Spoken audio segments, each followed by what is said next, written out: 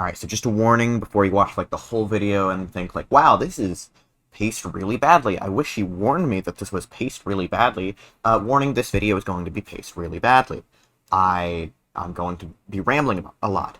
And that's because of what this video is meant to be.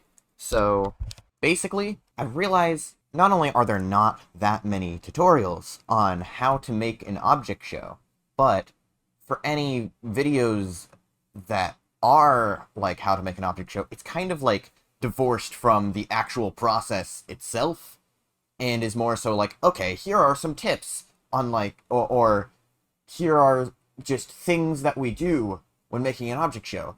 And that can be great and useful in its own right, but in my opinion, for someone who has never touched show production in their life, like most people who make an object show for the first time, because a lot of the object show community is kids, I think it's more useful to do a more step-by-step guide on like, okay, here's my process, what you can learn from this, and just really get into the nitty-gritties. Let's make an object show, and I'm going to make something simple that you can extrapolate from, build off of, and decide, okay, hey, a lot of this stuff is good and useful, and I should follow this. Or, alternatively, and maybe even better, hey, this seems like a really inefficient, bad way to do this, and I think I can do something better.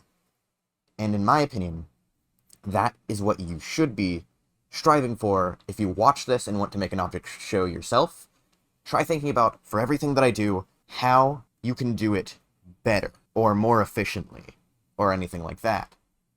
Because, you know, I realize I'm not perfect, and my process isn't perfect, so, you know, there's that, and alongside that, if everyone who follows this is trying to think that way, you know, there's going to be some variation. I don't want this to be like, okay, here's the standard how to make an object show, and now, suddenly, like, this video gets 1 bajillion views, and suddenly every new object show is identical. No, I'm just trying to give, like, a baseline on, here's some tips for your first object show, and better yet, here's the nitty-gritties of how to make an object show. Okay, so that's just the foreword, I guess. The, preamble to this. So, let's actually start.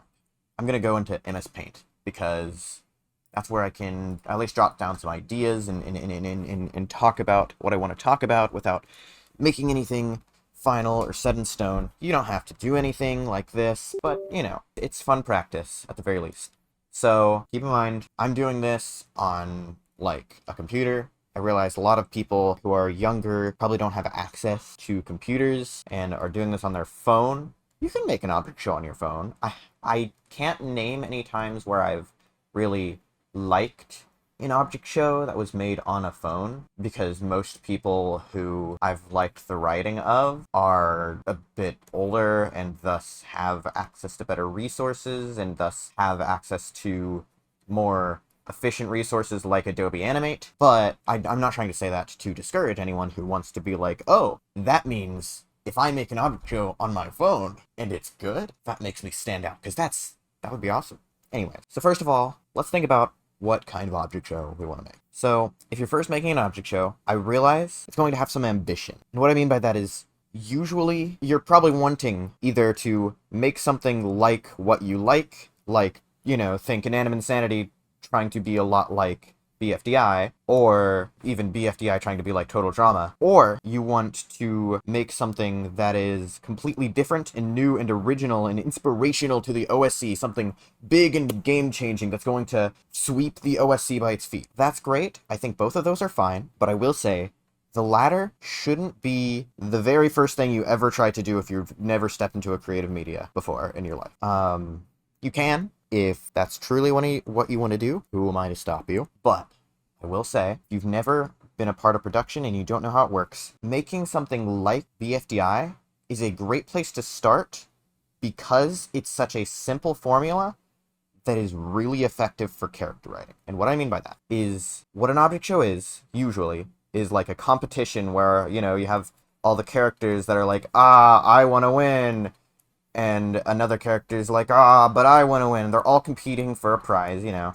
And the stakes, the main conflict of the show is like, oh, which character is going to be eliminated next, and which character is going to win the whole show. And with that, that's like the main conflict. That's what everything is about. And so that's already a setup. You don't technically need anything extrinsic beyond that. And what I mean by that is a setup that can already lead into so many character moments, character plots, or even just, if you're not interested in doing like big sweeping character developments, so that's already a setup that allows characters to shine through, because the viewers already have a hook of like which character is going to get out next, which character is going to win. So whenever you take that away and want to make a show about something else, you need to fill that void. So like, say IDFB, and I imagine this might be part of why IDFB didn't continue after IDFB 1, that is, until they eventually continue, which I'm sure they will. And hey, maybe people are watching this or after that comes out, so hey, hello from the past.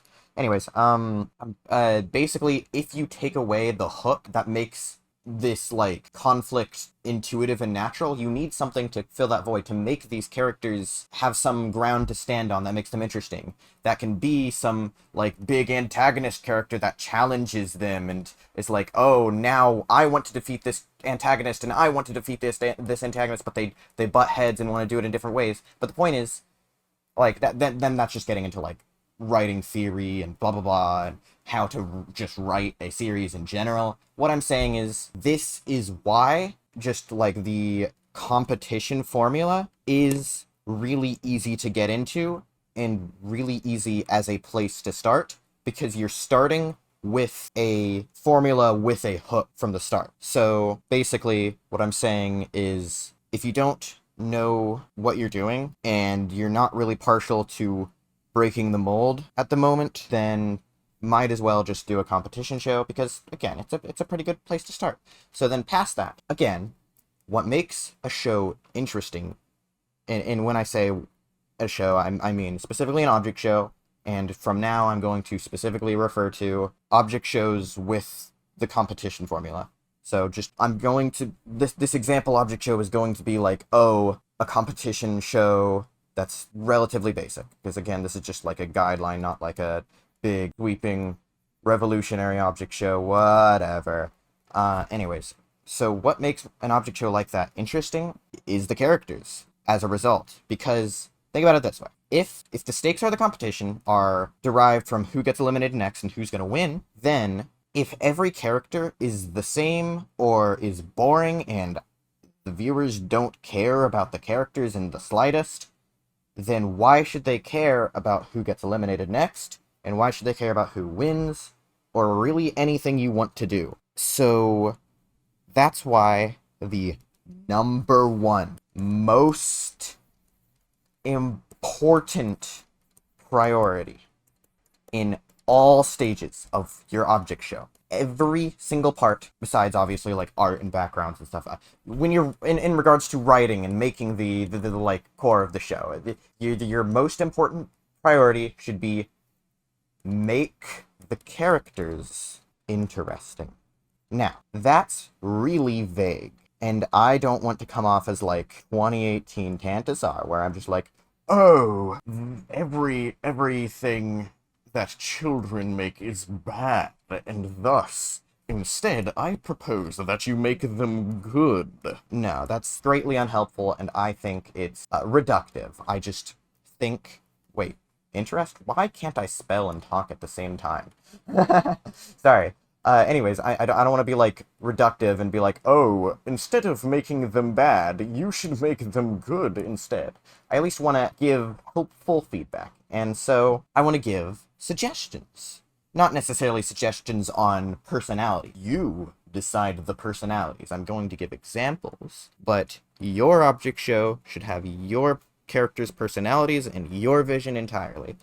So, what makes object show characters interesting? Well, a lot of things. Let me just write this down in text, because if I try to, like, spell this out, in handwriting. I'm just gonna like pause every single word like I was doing a minute ago.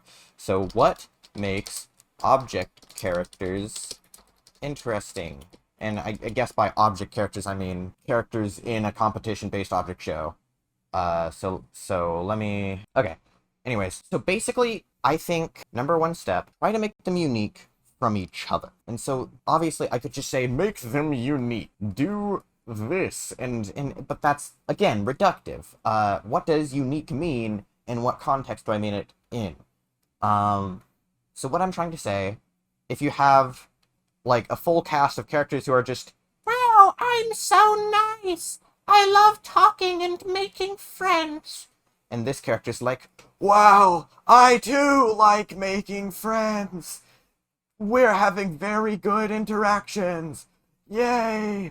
It's like, these characters are effectively the same. So then, again, it goes back to, I don't really care which character gets eliminated next, which character wins, because they're all interchangeable. So basically, in other words, don't make them interchangeable. If your characters all feel like the same character, or if you could literally swap out their lines and it would feel like the exact same character, consider trying to differentiate them more. Even if you just have character A and... This looks like Gady. Character A and character B, and they're like the same kind of archetype. Let's say they're both like jocks. You can have two jock characters in the same cast, but make sure they're just different from each other. They have different opinions on things. They have different outlooks on life. And that's what you should be thinking of. Like, how your character thinks informs how they speak, how they like other characters, that kind of thing. For instance, let's pick a BFDI character. Let's say... And it's really hard to pick here because I'm going to end up picking a character that's in current BFDI where I feel like a lot of characters don't act the same as they used to, so I'm going to end up picking a character that's inconsistent with how they're currently viewed, and that's why I'm, like, stuttering here a lot.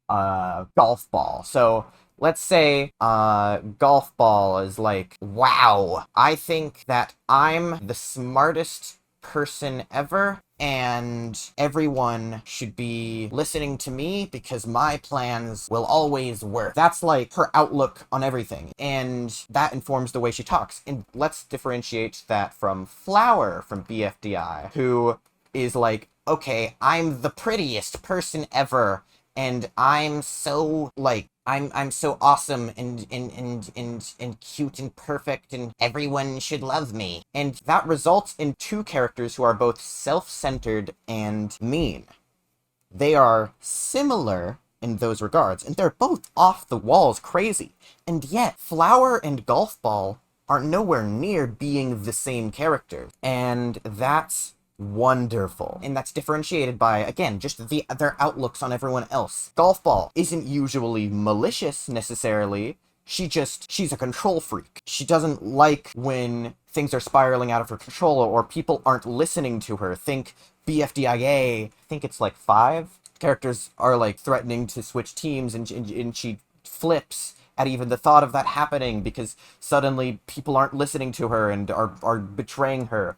Or think BFB, her team starts being like, oh, 8-Ball's better, and let's follow 8-Ball and not listen to Golf Ball, and Golf Ball totally freaks out because of that. Or Blocky, just generally being lazy and mad at her, in regards to a better name than that. And that she doesn't become malicious towards any of these characters in general. She doesn't hate them, but she obviously keeps her distance from them in terms of, like, oh, I don't trust them anymore because they're not likely to listen to what I say, versus a character like Tennis Ball, who she's totally cool with, like, saying, oh, do this for me, and even if he's, like, bored or like, okay, Golf Ball, whatever, he's largely loyal, and so he's, like, the first person she tells to do something. Versus Flower, who is not really a control freak because she's not usually that commanding. She doesn't put on a leadership role because she doesn't feel like putting in the effort. She's more like, oh, everyone should listen to me so that I can talk about how pretty I am. That kind of thing, you know? Like, she just basically likes people who suck up to her more than people who will do things for her. And not to say she won't have people do things for her, but it's more so do things for me so that I don't have to do them, rather than do things for me because that's going to be our best chance at victory. Her highest priority is her own selfish desires, whereas golf balls is, I think this would lead to the best victory, but of course it's in her own twisted way that doesn't perfectly align with logic, and it's kind of crazy and she's weird. That's what I mean. So even though these characters, if you lay out their traits, are in theory rather similar characters, because they're mean, abrasive, self-centered. They have tons of different ways that they're differentiated from each other. And if you think about characters' thought processes like that, like what makes them tick, you can take characters who can have similar personalities on paper and make them into completely different kinds of characters. And that's wonderful. And that's what you should aim for if you have characters who are similar. And of course, for characters who are similar, you can have a lot of fun with pitting them against each other in interesting ways. But I'm kind of getting off track here. Anyway, make them unique from each other, and of course, make them just generally fun to watch. Now, this is really subjective. Just make characters you like. That's really what I'm saying. I don't really know how to put this one into words, because everyone likes different characters. But, like, if you really love a character like Ice Cube, vengeful, quiet type, write a character like that, I guess. I'm not saying necessarily copy other people's characters, but for the record, it's an object show. The OSC is not, like, going to yell at you usually if you have characters who are similar to another object show, and I also don't think it's really necessary if you, like, limit yourself to object characters that aren't in existing object shows. And obviously, I don't recommend, if you're trying to make anything that's meant to be taken seriously, to go outright the Forzical Craig route and just like, oh, here's this object character but orange and has a mustache. That's a joke. Although if you want to include Forzical Craig in your object show, I'm not going to stop you. Basically, don't make characters that you think are gonna be lame, and if you end up, like, adding a bunch of characters to your object show, and then you just find that you don't really care about a bunch of them, either scrap them or find a way to make them interesting, whether that's, like, twisting their mindset into something interesting or something. An example I like of this is actually Pillow. So in BFB, Pillow's one of those characters that doesn't really have that much going on with her, because, pre-split BFB has a lot of characters that don't get that much screen time as a result of, having to wrangle with 64 characters at the same time with shorter episodes. To be clear, I think this is less of an issue than trying to make every single character have a good amount of screen time in every single episode, but that's beyond the scope of this video. But, like, you have Pillow, and wow, that does not exude Pillow's vibes. That's better. So she would just kind of occasionally do something random. Oh, she would be, like, observing Pillow twinkle of contagioning himself. She would lick Lollipop, and overall she didn't really do much, but whenever she did do something, it was just kind of random incidental things. So there wasn't much to extrapolate, but none of these things are greatly inconsistent with how she's characterized in Teapot 1 and 2, where they took that and essentially made the distinction of, oh, now she's, like, her intent is just to do whatever entertains her. She just, probably in this competition, because she thinks it's fun, she just hangs around with whoever entertains her. She doesn't really have greater motivations except to entertain herself. Her method of entertaining herself can often be messed up and sometimes a little evil, but she's, again, not really malicious, more so just careless. She doesn't really care about what other people think. I would argue that is a personality that only started to exist in Teapot. That was not her personality in BFB, but it didn't contradict BFB. And that's what I think you should strive for if you end up writing a character and it isn't interesting, but you already have episodes out, so you can't redraft that character out of existence because you've already had episodes out and that character exists. Try to do that kind of thing. Try to just make them more interesting, trying to maintain what existed before. That's always interesting and, in my opinion, pretty fun to do. So yeah, I've done so much rambling, and I've done so much talking about this, but haven't actually started. I've just mainly been like, okay, here's what the goals should be. So let's actually make our cast of characters. So one other thing, I guess, before we start making a cast of characters is we've got to consider the cast size. You can take this as you go. You can decide, that seems like enough contestants, and that's fine. You can kind of do everything vibes-based, although whether you decide to have more or less planning in certain aspects will always have drawbacks and upsides and stuff like that. But in regards to cast size, that especially, every cast size kind of has certain benefits, downsides, stuff like that. But if you're just starting an object show for the first time, and your intention is to learn how to make an object show, I recommend starting small. Because if you make an object show with 50 contestants, first of all, if you've never written something in your life, it's gonna suck. You can't start writing, immediately be a genius, and figure out how to differentiate 50 characters' personality and give them enough screen time within a few episodes that everyone has enough of a feel for all the different characters that they can suddenly all be interesting and fun to watch. There's going to be a significant chunk of the cast that no one cares about. So instead, I recommend starting small, because that'll just get you familiar, acquainted with production, while not giving you like a huge project to chew. This was part of the intention with my own series, BFO Daily Stash. That only has a cast of 6. You don't have to go that small. I realize 6 isn't that much, but I mean, it's also really comfortable. The general structure for those episodes is like, is 8 episodes, where episode 4 has either a rejoin or a debut. So, like, with a cast of 6, you'll have 6 contestants in this episode, and then you go down to the final 5, and then down to the final 4, and then down to the final 3, but then you rejoin into final 4, final 3, final 2, and then, of course, you have a winner. And 8 episodes, if you want to, like, have a season where you just, like, figure out how to make an object show, 8 episodes is a pretty good amount of episodes to do that, because it's enough time to where you can figure a lot of stuff out as you go, but not so much work that you're saddled in for years and years of making an object show, like it would be if you did like a cast of 20 and wanted to finish that. You can have a finished show without being saddled into a giant project that is going to take a really long time, because a cast of 20 show, if you had 0 rejoins and 0 debuts, is still going to take like 20 episodes. So good luck if you do that. Even in Anime Insanity, I'm pretty sure season 1 had like a smaller cast. I think it was like 16, 14, something like that. And I just very strongly recommend starting off small. And before you say like, oh, but BFDI started off with 20. Yes, but also Cary and Michael were built different. Like, first of all, they already had experience writing.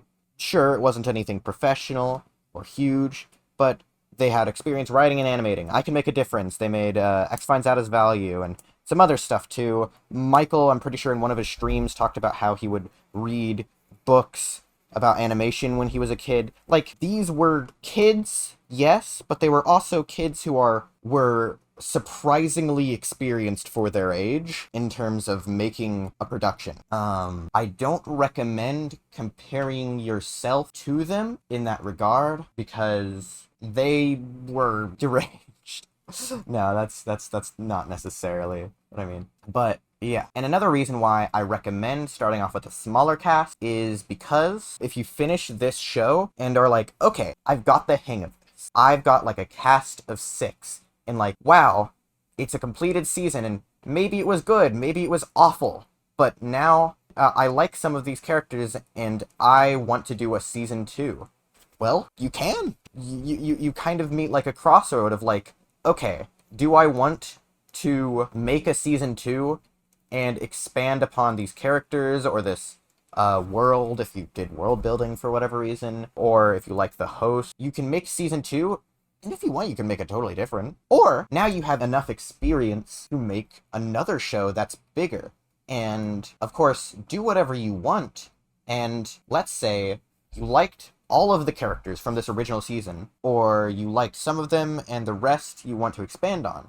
You can include all of them in a season 2 and then make season 2 into like a bigger cast of 20 show if you want. Or alternatively, you can just make another season that has 6 contestants, get, just seasons rolling in, and you have a bunch of seasons of 6, whatever you want to do. Just, I think a smaller season is a really good starting point, because it gives you a really small bite-sized piece to chew off on, because, it's just so small. But again, I do feel like there is enough episodes where you can learn the process, and there's enough there to where you can get people hooked or get yourself hooked, while of course not being some massive undertaking. So that's why I just recommend, for your first object show, make something small. But of course, as with everything else I say, this is all just my take, what I've learned over time. So do whatever you want, and if you think you have what it takes to make an object show with a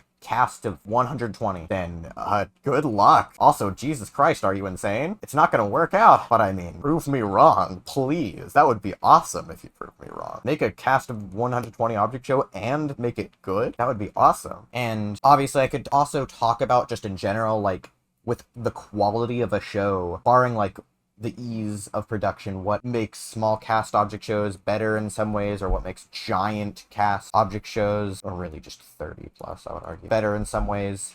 Like, for instance, I think an object show with a bigger cast, having just the length to go on that every episode will not be the end for a really long time, but there's always more to look forward to, is really fun and interesting, and that's why I was really into pre-split BFB. There are benefits and drawbacks if you want that, but I'm not really talking about that. I'm just trying to talk about the production aspect of it, because I've already talked enough about, like, the quality, or trying to make something of quality, which I feel like I probably could have gone into more depth about more points of how you can make the characters interesting, but whatever, I'm moving on, because I should probably get some examples rolling in. So, anyways, for this example object show, which I will be creating, jotting down ideas for mostly, I'm going to just start on the cast. Let's make a host. So, okay, what makes a good host? And in my opinion, you can do a lot of things with a host. Like, there are no rules. Again, what you want from your object show makes what the host should be very different. It's very variable.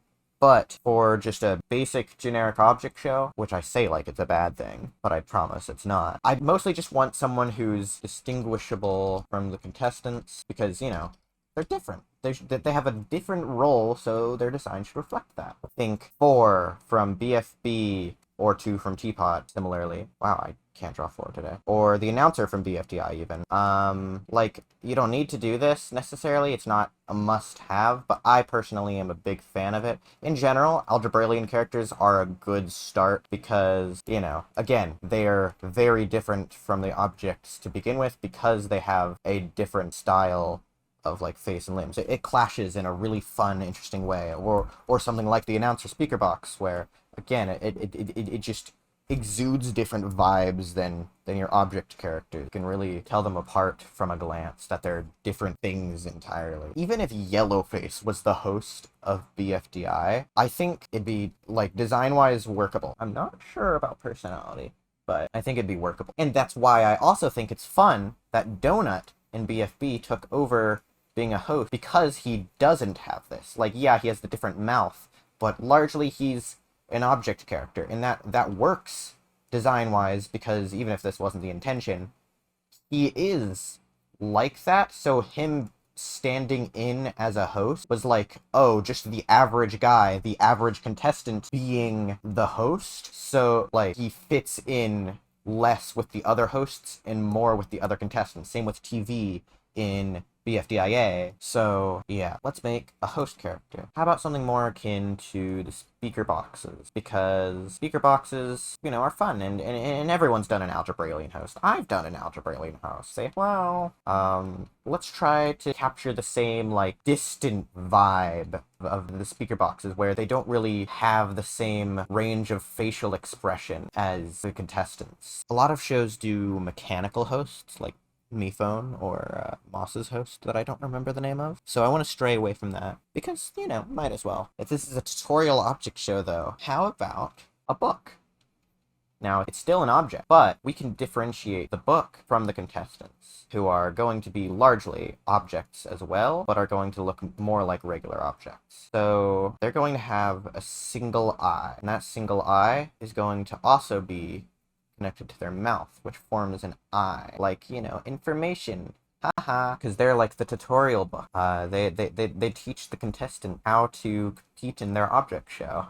That's so silly. I love doing themed object shows like that. And I guess I could do algebraic limbs, and that'd be so easy and simple. But again, I kind of want to stray away from algebraic and just go more towards like just like a new type of weird alien beast that's foreign to object shows. So how about like they float around on their like floaty bits, or I guess they could just like wiggle like Cloudy or Puffball. And then for hands, they just have balls. Like, think if you've ever played Wii Sports, like the Mii's do in that game, where they just kind of have floating hands, or Magalore from Kirby, or what am I talking about? Floating hands, floating hands. So that's our host. So what do they act like? Well, I'm going to put a pin on that because I want a host that could easily bounce off the contestants to really make the contestants shine. Because again, that's the most important thing. That's the #1 most important priority. So I want to hold off on characterizing the host until I've characterized at least some of the contestants, so that I know how the host should act to make the contestants more interesting, or spark desires or conflicts within the contestants. Alright, so let's make the contestants, or at least some of them. I don't know.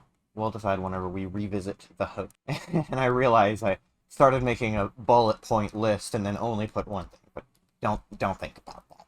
Alright, so let's get some contestants in here. And technically, all I really need to make right now is designs. I could, if I wanted to, make just all the designs now and then add personalities later. For me personally, one of my big sins, one of my unholy weaknesses when it comes to making an object show. I love writing and extrapolating personalities and extrapolating how I can write personalities, but I suck at making the personalities.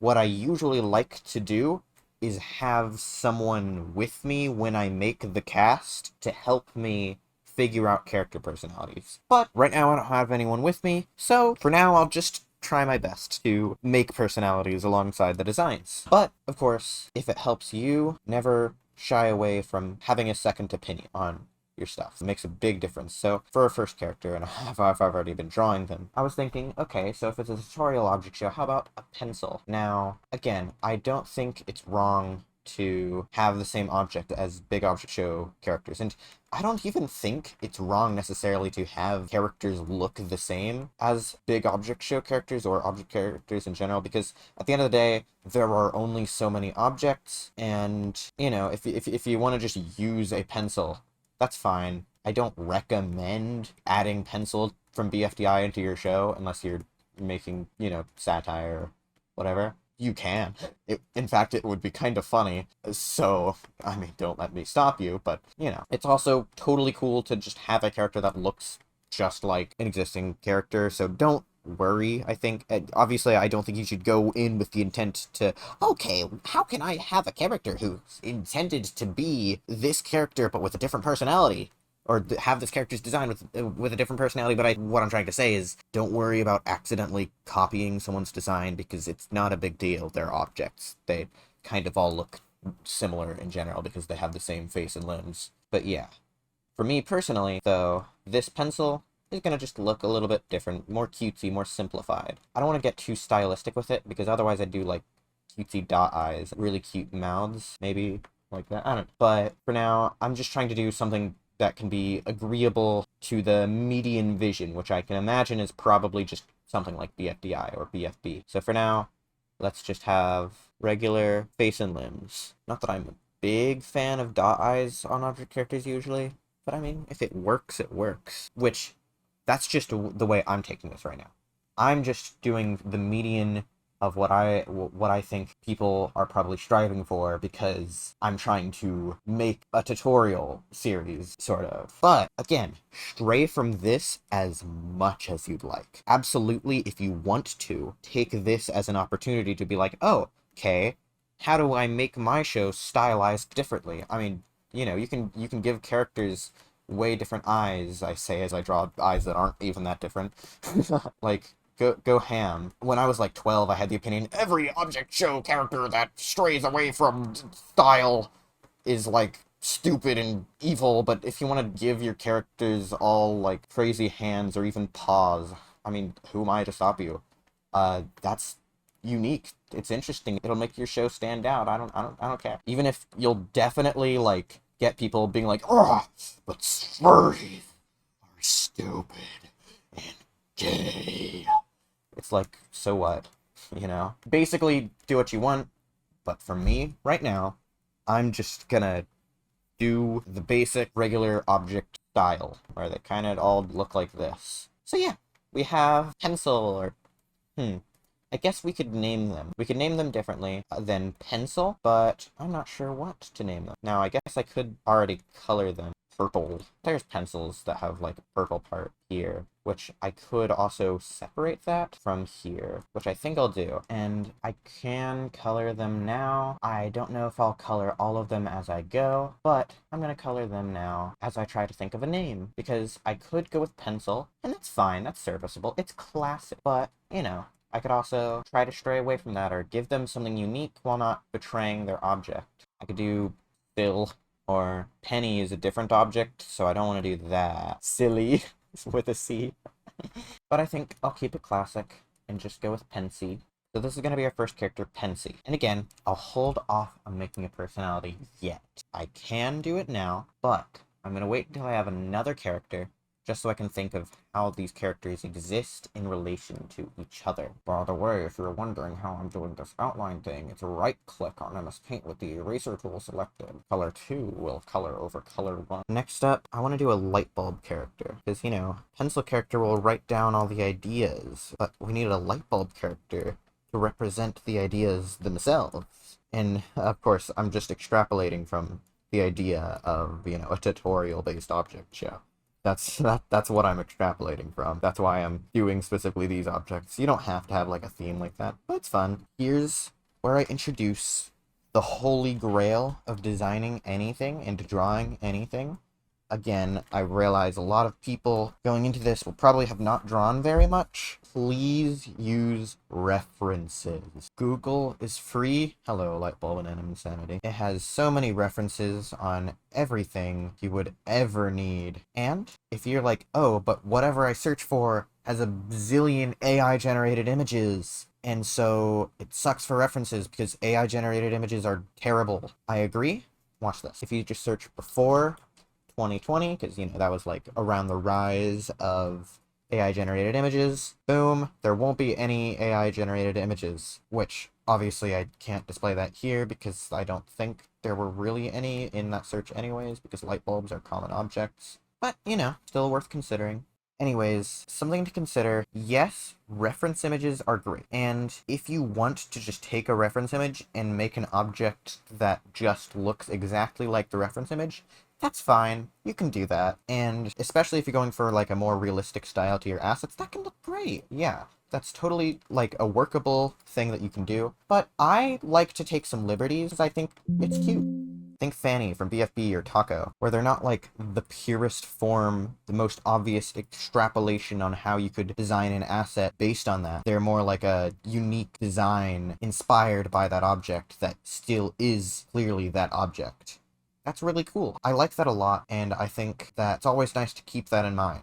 You don't have to do that for every character, but especially for more complicated objects, it's nice to think about that. Although for a light bulb specifically, I'm not sure if that's something I could do. Could kind of like make this more circular and just have a very, very circular light bulb, maybe? That's kind of cute. I like it. Now, what color should the Lightbulb be? Now, what an Anim Insanity does, because, you know, they were like 12 whenever they designed the characters, they probably weren't thinking about it very much or using references or whatever, so Lightbulb is yellow normally and white when she's on, which is not really normal. Maybe there are some light bulbs that do that, but that's not what you'd expect. And that's fine. Again, that kind of makes Lightbulb and Anim Insanity unique. But here's the thing, I don't want to do that because that's Lightbulb and Anim Insanity's thing. And that's something specifically unique and interesting about her. And while, again, I think it's fine to not worry about being unique, I also think it's not very interesting if you're intentionally trying to just take what they did. Kind of like this kind of thing, where they seem to be, like, colored specifically like that. And it's definitely not the same kind of light bulb, but maybe I could do something kind of like that. So, okay, if I'm doing an LED light bulb, which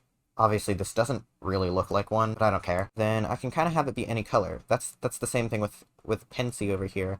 I can have them be any color, and that's something really convenient in object show designs. Not every object can be any color you want, but for objects that can, try to stray away from grays and browns, because those are very common colors in objects, and also just not very interesting to look at. If you have a cast of a bunch of grays and browns, then it just kind of looks dull and boring. For instance, here's a cast that I made when I was like 14. There's so many grays, and it's just so, like, ugly and desaturated and boring to look at. I'm just recommending you avoid that. It's not like you shouldn't have grays and whites and blacks. It's just try to avoid them being a lot of the cast, and just in general, try not to have so much of the same color. And I know that's rich coming from me, considering if you've seen BFO, you can probably name like 10 orange characters. But you know, just something to keep in mind. So let's have this be blue for now. And again, this is a really convenient spot to be in for to have an object that could be any color, because for color balancing reasons, you can always make them a different color if you see fit. So let's make them blue for now and see how that works. And if we have any other characters in the future that have to be blue, we can change this one, which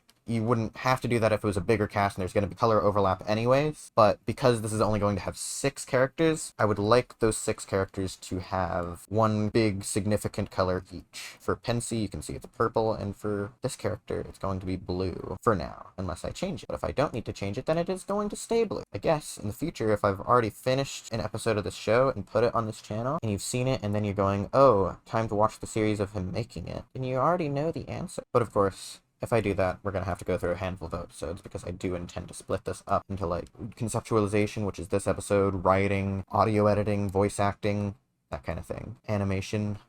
Oh my goodness, animation. Oh, the little round bit in the middle kind of looks like a nose. That's cute. Alright, so we've got Bulby here, and I'm still not confident yet that I'd be able to start assigning personalities, so I'll go for at least one more design. But we already have 2 objects that look relatively normal, and you know, for variety's sake, I'd like to go with something a little bit more out there. Think Yellowface, think Black Hole, just character that isn't really a normal object and stands out a lot more. Your Davids, your Dora. I love that kind of thing personally, and I think good for variety's sake. That being said, an easy trap to fall into is to let this character just be a one-note gimmick. That's boring. It was kind of funny at first when there were only a few characters like this, like Box, or Ethan from whatever object show from OFA, or Bag of Grass from OFA. Not that I think David doesn't have a personality, but that's a whole other topic, and the point is, his joke derives from him saying the same thing in response to almost any situation. So basically what I'm saying is, yes, this character can and maybe should be outlandish and different than the other characters, but don't use that as a crutch, and it's probably better to make them interesting regardless, and also don't use that as an excuse to disallow yourself from making the other characters insane and silly and deranged. Because, I mean, it's an object show. It's, at its core, inspired by BFDI. It's going to have its characters be silly and deranged, right? But that's just me. So let's look at more tutorial symbols. Yeah, how about a video tutorial? I mean, I don't know how I didn't think of that sooner. But for this character, what I'm going to do is this play button will be their mouth. So they kind of like talk like they close their mouth, and it looks like this. They'll have their mouth open most of the time, and if their mouth gets touched, it plays a tutorial on whatever, which a lot of the time might be in relation to the challenge. Say the contestants need to climb a mountain, and then it plays like a tutorial on how to climb a mountain. That's their shtick. That's kind of similar to Folder from 1, now that I'm thinking about it, but I'm not worried about accidentally copying someone's homework, and it's different enough. So I'm free from the shackles of unoriginality being the great sin. I'm also gonna give them 4 legs, none of which have feet, and no arms. They're gonna be like a little tutorial spider. In fact, why don't I just call them that? Tutorial spider. Kind of funny. Tutorial spider is, once again, another character that can be any kind of color, I guess. But I think I'll go for white for now, which again, I don't want to have too many gray scales, so I'm gonna be really cautious about this. If I feel like there's too much gray, I'm absolutely willing to change this. But for now, tutorial spider can be pure white. Of course, when they're not playing videos. Not every object show needs a weirdo like this, but they're fun, so, you know, might as well have some fun making one. Or don't. If you hate them, that's fine too. The general rule of thumb is that there are no rules, do what you want. Alright, so if the theme is tutorials, then how about video game tutorials? Our next character could be a question mark. And I think the reason why I'm ending up doing so many characters that can be whatever color is because, like, first of all, just these two, I am doing slightly more abstract versions of them. But in general, like, tutorial spider, question mark, these are completely abstract concepts that I'm not extrapolating from an object. So since these are abstract concepts, they can be any color inherently. But of course, if you're not theming your object show and you're just going with whatever objects, then you'll probably be saddled with a lot more objects that are unchanging in color. So I guess I'm not going for the true median, but that's fine. That was never the intention, just somewhere around there. Kind of want to make the mouth like the inside of the question mark, like they just kind of talk like, oh, blah, blah, blah, blah, you know? Kind of like a donut deal where where the mouth would be animated in the asset. Question mark can be orange. I guess I could hypothetically do a 3D question mark, you know, where they have like more depth to them. They're kind of like a plateau. Yes, I don't know the word for this. But since this is a more abstract character, I think it's fine if they're just 2D, if they're just completely flat. Their name can be, oh? I think it's funny if their name isn't pronounceable as just like question mark, and it's instead just, oh? Just a sound, a vague general sound of confusion.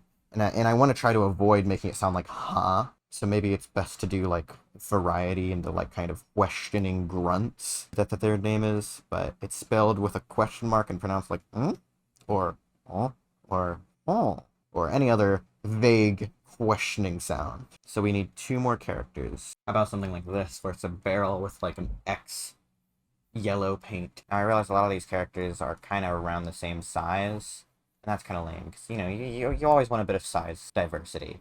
I'll probably decide exactly how I want them to be sized when doing the assets, because, I mean, these are just so... This isn't one-to-one how the end product is going to look exactly. Now, I think it'd be fun to do something inspired by this game, like whatever is inside this barrel is literally inside this object character. But also, I've never played that game, so I don't think I'll be able to do that, which is fine. But, you know, if anyone has played the game and wants to tell me what is inside that. Also, so I know Wuggalo at some point made a video series on making an object show. If you've watched that, I don't want to say unlearn anything you gather from it, but just take it with a grain of salt, because a lot of it is one way to make an object show, and a lot of, especially like character design stuff, I'm not really too fond of in it. Like, I wanted to make a trumpet character, or trombone, I don't remember what it was, but I didn't because I didn't know where to place the face. And then all the examples given were fine. They look a little funny. That's awesome. Let your characters look a little funny is what I'm saying. It's cute. It's fun. Think Donut from BFB. With that mindset, Donut from BFB wouldn't exist. And maybe if you hate Donut, that's a good thing, but I think his design is at least fun. Basically, just let loose, you know? Don't let whatever, like, creative restrictions that anything is implying get you to not make a fun design. That should be the priority when making designs. Make them fun, make them interesting, you know? Don't just let them be generic object characters. And if you're like, oh, but I want to make something like BFDI with all its generic object characters, doesn't. BFDI isn't like that. BFDI lets loose. Again, think your Doras, your black holes, your puffball, cloudy even. Lightning wouldn't look as interesting if he had legs and walked around, because and it's just, you know, a lightning object character. It's like, whatever. But because he floats around and has arms, that's fun, you know? It gives him something to stand out. And I think that's good. Like, try to let loose. Again, make your characters be fun to look at. I could do something like X marks the spot, although that's a pretty long name, or X barrel, or even just barrel, or barrely, or XE, or maybe marker. I think it's cooler if their name is just X. I know that's the same name as X from BFDI, who is a totally different guy, but who cares? This isn't BFDI. I'm not making BFDI. Lol. Alright, well, I might as well just round off the cast before I start making personalities, because I've already done 5 of them. I think this cast could use green. 3D green hue, black background. Object consisting of flickering particles. Science tutorial concept stock photo. Image of green geometrical 267326364. None of this is gonna work. This is kind of cute. I don't know. None of these really stuck out to me, but this is kind of cute. It's not green, but who doesn't like a green duck? Better yet, how about an ampersand character who wants to be a duck? That's just like their lifelong goal. They want to win the show as a duck, prove the validity of them being a duck. They want the other contestants to see them as a duck, so that if they win the show, they were brought to the end as a duck. You feel me? So I don't want that to be their personality trait. Don't get me wrong. Don't get it twisted. I think it'd be really uninteresting if their entire personality was just, hello everyone, I am a duck. I would like it if you see me this way. But that's their goal. And of course, most of their interactions will probably stem around the idea of them being a duck, or wanting to be a duck. But I don't think it's as interesting if all their lines are like, I'm a duck. or worse, the other contestants are like, No you're not. They're like, yes, I am, and you, it's so bad that you don't see me this way. Awkward dude. that's lame, that's boring, no one wants to see that. So what I'm saying is, I don't want this to just be narrowed down to exactly one idea for this character. It's just the central concept. And besides, I think it's far more interesting if the other contestants are lucid in that they realize, you know, they're not literally a duck, but are supportive nonetheless. Of like, yes, man, you are gonna make it. You're gonna be a real duck one of these days. You're going to literally morph into a duck if you keep this up. Good on you, man. You know? How about Quack? Your name's Quack. Or better yet, how about Andy? That can be their name. Andy the duck. So here we have Pency, Bulby, Tutorial Spider, X, and Andy. And of course, we have our hosts, who I didn't name. How about their name is Tips and Tricks? Their purpose is to guide the contestants to the end. I didn't color them either. And I guess that's another thing I guess I should touch on. Object, pronouns, do whatever you want. Again, there are no rules. I had another blue character. Like I said, I probably wouldn't. Maybe I should change Bulby or Tips and Tricks to be a different color. I'm missing red. I'll have Tips and Tricks be red. There we go. Maybe that's a bit bright, but whatever. So now it's time to come up with personalities for these characters. This is, again, the part I'm afraid of, because I'm not so great at conceptualizing this kind of thing, because usually I have someone else to help me do it. So take everything I say here with a grain of salt, but ideally, you'll want characters to mesh well with each other, be interesting, have interesting dynamics. I know, this is real shocking stuff that I'm saying. Real groundbreaking stuff. So let's start with Andy, because Andy already has a thing going for them. So, you know, Andy wants to be a duck someday, wants to win the show as a duck, to prove the validity of being a duck. And this is something I like to do when I'm coming up with object characters' personalities for a show. I like to give them a goal of why they want to win the show, rooted in their personality, so that it never comes off as, oh, the contestants don't really care about the show, because if the characters don't care who wins, why should you? And then I can rag on Postsplit all day for making it seem like characters don't care unless they conveniently start caring again randomly, but that's a... Anyways, of course, I haven't even come up with a prize, but that's fine. You'll notice a lot of prizes are just some random thing. That's usually fine, because I think to a character what's important is usually winning the show as a concept, like outplacing the other contestants. So the prize itself is rather arbitrary and extraneous. The point is that they outdid everyone else involved. This is why, camps still work, or object shows that barely have a prize. It's like, a cool prize with a cool incentive is nice, but if Andy wins, that's cool because it validifies what Andy wants to prove by winning the show. So that's a thing that I think I want to incorporate into these other characters as well. And of course, I can't write in-depth descriptions of their entire thought processes and motivations right now. Not only would that take forever, but it's not necessary, I feel like, at first. Maybe that's something you want to really anchor down later, but I'm mostly just trying to get something down for these characters. X kind of looks cool. Let's think about X. How about for X? They're like a quiet type. Obviously, there's a lot of mute characters in object shows, but let's have X be able to talk, but just doesn't talk much. He's pragmatic. His top priority is solving problems.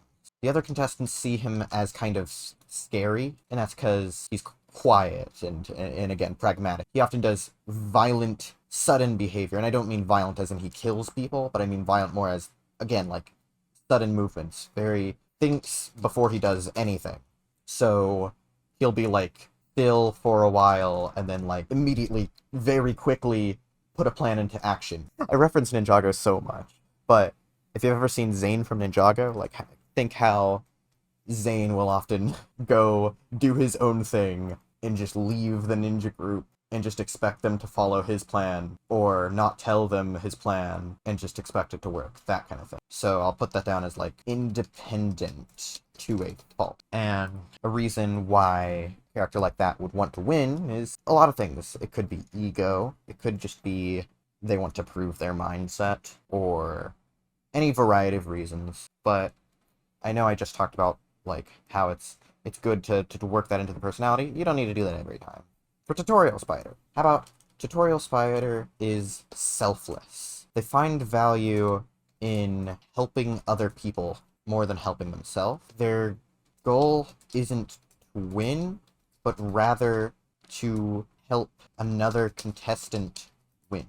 So I would rather that than them not caring, because they still have a drive, they still have a motivation to get someone in the game further, even though it's not themselves. And for whatever another contestant it is I guess, whichever contestant they help the most wants to prove that helping other people is valuable, or that you should always ask for help if you need it. There's a theme, there's a moral. And these other three are going to be a bit more difficult, because these first three that I wrote down for already kind of have a vibe that's exuding from them just from their appearance. But these last three I'm a little more torn on because they're a lot more generic. But I already have an anchor in that I already have these personalities, so now I can start filling in the gaps. What am I missing? What would work off of these other characters?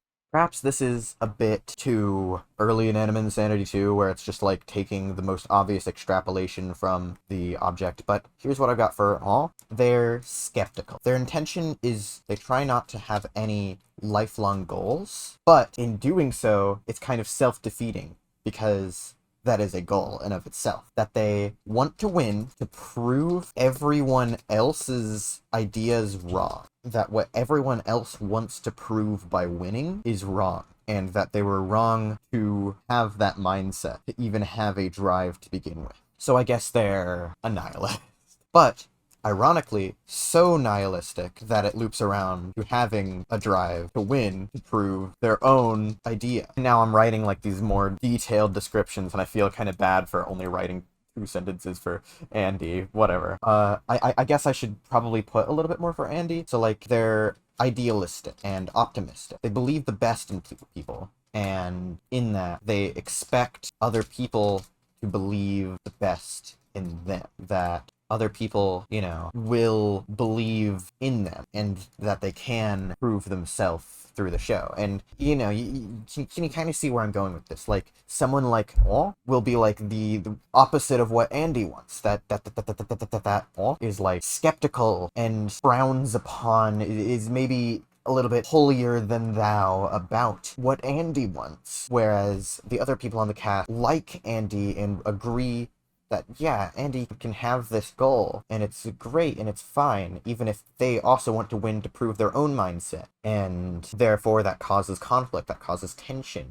Who's gonna have their idea proved correct, or Andy, and then that kind of goes for every character with their ideas of what they want. That's the point. That's what I'm trying to get across here. That's what I want you, the viewer, to think about in creating your own show. Like, what a really good way of causing conflict is having a bunch of people want the same thing, in this case winning the show, for different reasons, and that causes conflict among them, and causes them to have conflict about each other's ideas, and the way they go about doing it, etc. Especially if they're forced to work together, like with teams, then the way that they go about doing stuff like challenges will also cause people to butt heads within teams, and that's interesting. Alright, so let's take on Bulby. And again, this might be extrapolating a little bit too much from the object in a sort of obvious direction, but Bulby is a team player. Not literally, because this show probably won't have teams because it's too small. Maybe I'll have 2 teams of 3, but I doubt it. They're dependent on other people. They need others to do things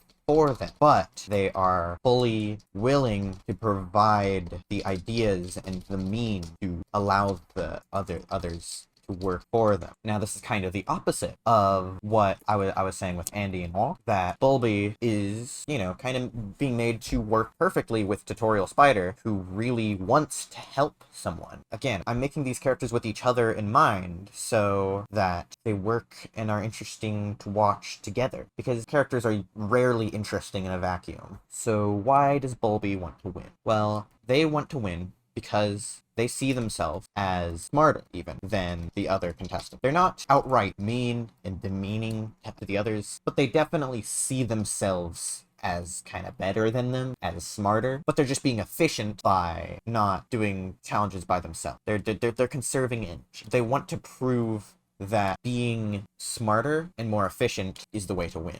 So that leaves us with Pency. So I'm kind of like accidentally making opposites, like duos that are not like literally going to be duos in the show, but characters that have kind of opposing personalities, independent to a fault, whereas Bulby's like completely dependent, or how Andy is idealistic, optimistic, believes the best in people, where in Wah is skeptical and maybe believes the worst in people. So I kind of have 2 options: either just ignore that and make something else for Pency, or the option that I'm going to take, because I don't really have any ideas otherwise, which is to lean into that and make like an opposite to Tutorial Spider for Pency. Besides, that provides some variety, I guess. I guess you could also argue Bulby is like the opposite to Tutorial Spider, but I don't know. Instead of taking like the wants other people to work for them angle, like with Bulby, what I'm going to do for Pency is that Pency wants everyone on their side, specifically to make no one play against that, like they ally with everyone so that no one's targeting them, but they ally with everyone separately. It's not like everyone's in one big alliance. Everyone is individually with an alliance with Pency. That's like the idea there, you know? They want everyone on their side so that no one plays against them. So Pency believes friendship is transactional, that I give you this, you give me this. And so, by winning, what they would prove is that all it takes to win is friends. But what they believe that means is everyone works with you because you give them what they want. And technically, this is similar to Bulby in a way, that both of their goals are getting other people to do things for them, basically. But they're for different reasons, and thus will be extrapolated in different ways with different results. So, you know, it's like what I was saying with flower and golf ball earlier. And I hope you can see how this might, you know, end up providing a cast with neat dynamics that butt heads and blah blah blah, all that. And obviously, I want to address something. It's easier to write characters who are mean and make it interesting than characters who are nice and make it interesting. But I don't want to say make everyone mean. You can. And it can be really funny if you do. But of course, not everyone in existence is mean. So if you don't want to write everyone mean, that's fine. But it's a lot harder to write a cast where everyone is nice to each other. Because again, the whole thing centers around, like, the conflict between all the characters, who's going to win, who's not. And if everyone's really nice to each other, there's not really any conflict, and then it becomes boring. And of course, provide variety. That's the most important thing. Because again, if your characters are all the same, then it doesn't matter who wins or gets eliminated next, because they're all the same. So let's talk about tips and tricks. Now, hosts, you can be a lot more lenient with hosts. I feel like a bad batch of contestants that no one cares about will ruin your show, whereas a bad host won't. And likewise, a good group of contestants can save your show, whereas a good host probably won't. Because again, the host is an important character, but not central to the entire conflict of the show. So while it's obviously very important to have a host that is entertaining, and a lot of the time, since, you know, the host needs to be there for every episode most of the time, your host will probably have the most screen time out of any character, or some of the most screen time, so they're probably going to be the face of the show, and therefore might be the most popular character. Or it's also not technically as important. But I will say, obviously, it's important to make something good if you want. So if you're trying to make something good, don't let me stop you. That'd be weird. So yeah, tips and tricks. I'm not gonna like try to provide them an entire arc, because they don't really need one. They don't need a goal to win the show, because they're not winning the show. Maybe I can provide a goal in them hosting, but it doesn't need to, and nor should it provide like the entire conflict of the show, because it's not really about the host. Of course, there are exceptions, and by all means, feel free to write a show where the host is the main character and the contest is the background. That might be interesting. Of course, that's a whole other beast entirely. Then it's really not about the competition necessarily, which is fine, but not what I'm talking about. Okay, tips and tricks. They want to teach the contestants how to compete in an object show. They have a quick temper, and they get very upset when people interrupt them. So eventually they have all the contestants like on edge and like, let me teach you how to do this challenge. And then they're like, I'm pretty sure we can extrapolate how to do that. Shut up! You know? So like the contestants start to become like really on edge about like speaking during the challenges, but then they're also like gets upset when no one asks them for help. So like they make the contestants upset and like on edge around them to the point where no one would want to ask them for help, but then also get really sappy and whiny when no one likes them, when no one wants to ask them for help, because no one's comfortable asking them for help because they're always so angry and loud. So yeah, that's tips and tricks. So yeah, I think as far as this part goes, I've been recording for multiple hours, and I have no idea how much I'm going to cut this down. So it might just end up being multiple hours long, which I hope not. Ideally, I want to keep this under half an hour, but Jesus Christ, this is a lot of information to pack into one video. But this is more or less part 1 to the series. This is creating the cast, which is the most important part, or at least in my opinion, the most important part to start out with. And obviously I could probably do a bit more, like fleshing out X a bit more, giving him like a big reason or a big desire to why he wants to win the show. I'll do that later, probably next episode. But yeah, that's basically the idea, or that's basically big, important things. Obviously, ask any questions in the comments. I'm not sure if I'm the best at giving feedback on ideas. I definitely, the biggest recommendation that I can give that I didn't do here is get a second opinion. If you can, like, grab a close friend, like, co-create characters with you, that's great. That's wonderful. That's another person to bounce off of.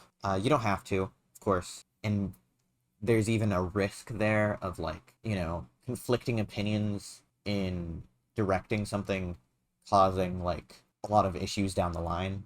But, you know, it helps for me, so I'm recommending it. For me, it helps polish the ideas. But just, as long as it's not like a yes man, as long as it's not someone who's just going to say, oh yeah, that's fine, to everything you say. nor do you want someone who's going to be like, no, that sucks, to all of your ideas, unless they are like, no, you're kind of onto something, but here's something to improve. I don't know. I don't know what makes the perfect partner to do it with, but just, you know, worth thinking about. But yeah, next episode, I want to start tackling the writing. I want to write an episode of the show, because to me, that's the next step. So I'll see you then.